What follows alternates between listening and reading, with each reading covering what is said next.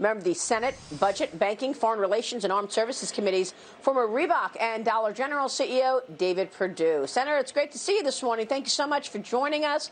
Does this bill have a chance? I wish it did, Maria. Today is going to be a sad day for America, because after we compromised to get CARES Act, and we did it in a true bipartisan way just a few months ago, what we're seeing now from the other side is just outright obstructionism, because we're in the political season. This is a bill that needs to get done. These small businesses we've helped through relief get through the past few months. They need relief through the balance of the year. We also need to get our schools moving. This bill that we're proposing focuses on three things: getting us back to work, getting us back to school, and beating this virus. All at the time that there are politics lacing everything right now, going into an election. That's one of the issues. Is there anything that you think your side can put on the table that the Democrats will agree to, or do they just not want another stimulus package before the election? Well, I hate to be jaded about that, and I'm trying to make this observation, Maria, as a true outsider here, that the evidence is that they really believe it's in their best interest not to have a solution before November. Getting people back to work does not fit their mantra that this thing is all going to hell. I mean, what we've got is an economy that wants to move.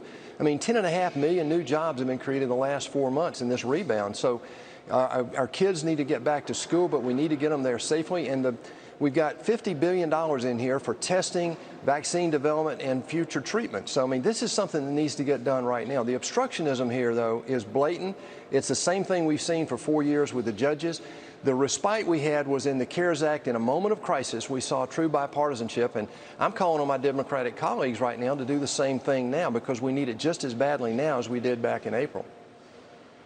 So what do you think is going on then with the Senate election? I mean, Senator, look, a lot of the things that you're saying resonate with our audience. You know, it's true that you want to make sure the economy gets back on track. We're going to have to live with this virus and open up schools, and yet you look at across the country in the Senate races, and people are worried that the Republicans are going to lose the majority. How are you feeling about the November election?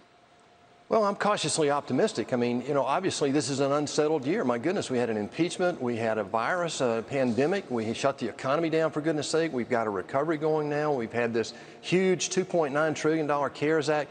It's a very unsettled time. I predict, though, that the polls don't actually pick up the mood of the country. They do not like the anarchy they see in democratically run cities right now, Maria. They're very concerned about public safety. They're concerned about their kids in schools, and they're concerned about how to get this economy going again. President Trump has demonstrated in the last 3.5 years that we know how to do that. And I think that's going to be one of the key things on the mind of voters as they go to the polls in November.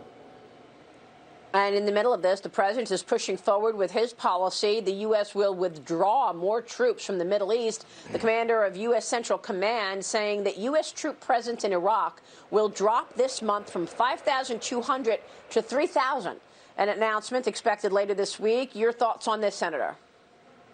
Well, having spent a good bit of time over there and talking to the president about this is a continuation of his very measured approach to downsizing our involvement in these foreign wars. It's what he said during the campaign. He's been saying it consistently for 4 years.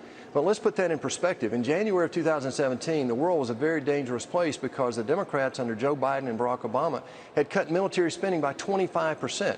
We've reversed that now. We're rebuilding the military. We just gave the military the largest pay increase in a decade.